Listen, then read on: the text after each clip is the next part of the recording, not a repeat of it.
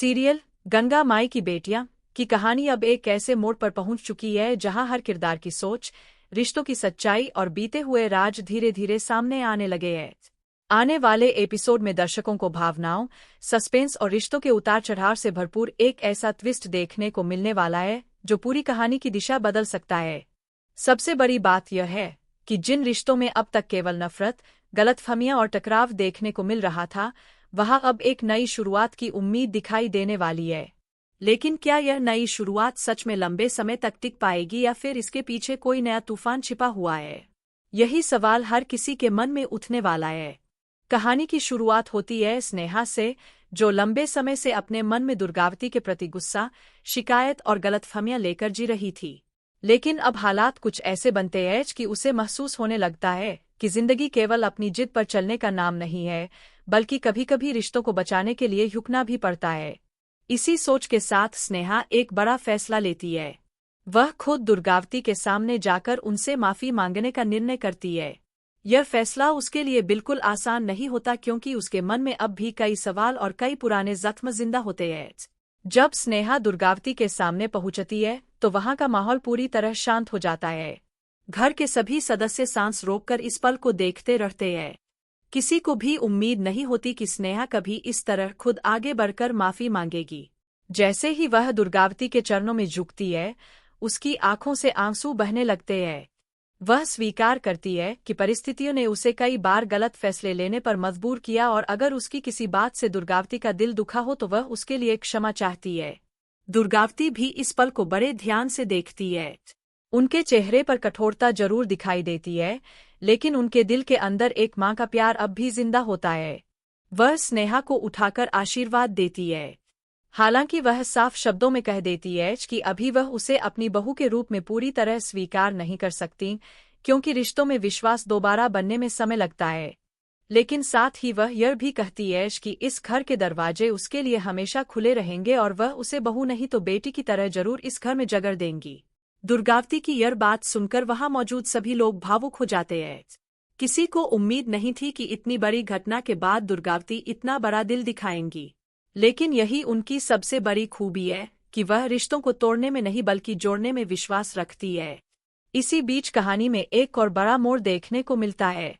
गंगा माई आखिरकार उस सच्चाई से पर्दा उठा देती है जिसका इंतजार दर्शक काफी समय से कर रहे थे। वह पूरे परिवार के सामने विमला की असलियत उजागर कर देती है। गंगा माई एक एक करके उन सभी सबूतों को सामने रखती है जिनसे साबित हो जाता है कि परिवार में जितनी भी परेशानियां आईं, उनके पीछे विमला का बहुत बड़ा हाथ था। गंगा माई का यह खुलासा सुनकर पूरे परिवार के पैरों तले जमीन खिसक जाती है। हर कोई हैरान रह जाता है कि जिस महिला पर इतने समय तक भरोसा किया गया, वही सबसे बड़ा धोखा दे रही थी। लेकिन इसी बीच एक और चौंकाने वाली बात सामने आती है। असली मास्टरमाइंड इंदुवती इस बार भी अपने ऊपर कोई आंच नहीं आने देती। वह इतनी चालाकी से अपने सारे सबूत मिटा देती है कि किसी का शक उस पर नहीं जाता। पूरा आरोप विमला और तेज प्रताप पर आ जाता है। इसके बाद पुलिस तेज प्रताप और विमला दोनों को गिरफ्तार कर लेती है। पूरे गांव में इस घटना की चर्चा होने लगती है। लोग तरह तरह की बातें करने लगते हैं। वही दुर्गावती को भी अब पूरी सच्चाई का एहसास हो चुका होता है।